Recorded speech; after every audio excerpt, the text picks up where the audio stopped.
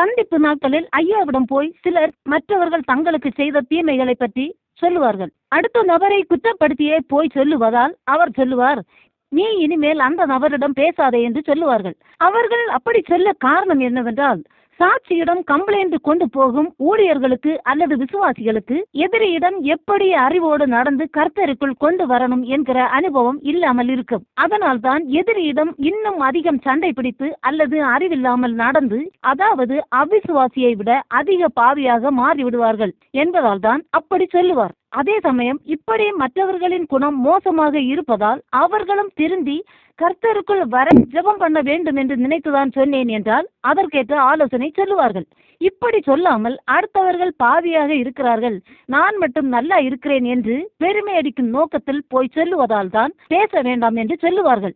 உன் குணம் சரியில்லை, அதனால் தான் ஐயா அப்படி சொன்னார்கள். எனவே எதிரியிடமும் ஞானமாக நடந்து அவர்கள் ஆத்மாவையும் ஆதாயப்படுத்திக் கொள்ளும்படி ஞானமாக நட என்று ஒரு ஊழியக்காரை சொல்லிக் கொடுத்து சபை வளர உதவுவதுதான் ஊழியர்களின் கடமை. அதை விட்டுவிட்டு இந்த ஆமான்களும் அதே போல பேசி ஆத்துமாக்களை இடர பண்ணி சபையை தீர்த்து கட்டுகிறார்கள்.